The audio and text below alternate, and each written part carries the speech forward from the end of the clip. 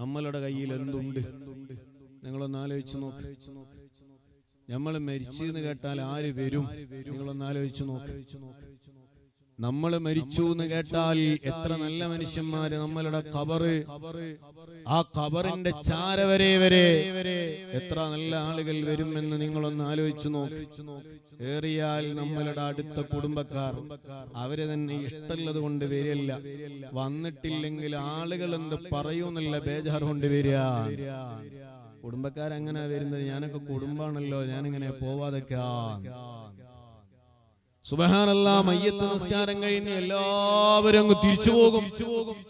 എല്ലാവരും തിരിച്ചു പോരും.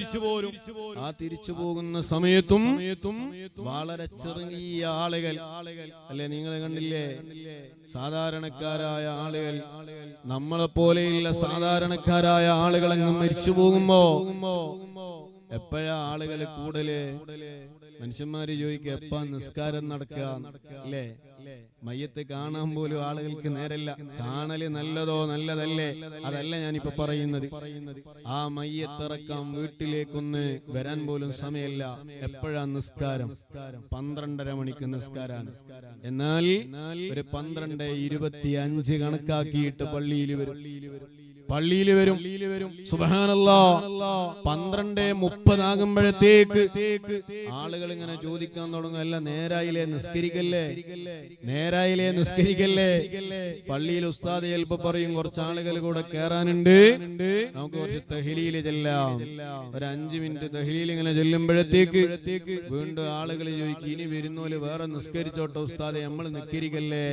കാരണം നേരല്ല, നമുക്ക് നിൽക്കാൻ നേരല്ല. ഇവനെയൊന്ന് 6 അടി മണ്ണിലേക്ക് താഴ്ത്തി മൂടിയിട്ട് നമുക്ക് നമ്മളുടെ വഴിക്ക് പോകാനുണ്ട്. സുബ്ഹാനല്ലാഹ്, ആരാ നമ്മളുടെ ഖബറിൽ ആ മരിച്ചു എന്ന വിവരം കേട്ടാൽ ആത്മാർത്ഥമായി ദുആ എന്ന മനസ്സോടെ എത്ര ആളുകൾ നമ്മളുടെ കൂടെ ഉണ്ടാകും? നിങ്ങളൊന്ന് ആലോചിച്ചു നോക്ക്. നമ്മൾ മരിച്ചാൽ പള്ളിയുടെ അകമ്പള്ളിയുടെ ഉള്ളിൽ നിറയാൻ മാത്രം ആളുകൾ ഉണ്ടാകുമോ? നമ്മൾ ആലോചിച്ചു നോക്കണം. നമ്മൾ ഇത്ര കാലം ജീവിച്ചത് മറ്റുള്ള ആളുകൾക്ക് എങ്ങനെയാണ് അനുഭവിക്കാൻ കഴിയുന്നത്? ആ അർത്ഥത്തിലാണ് മയ്യത്ത് നിസ്കരിക്കാൻ ആളുകളെത്തി.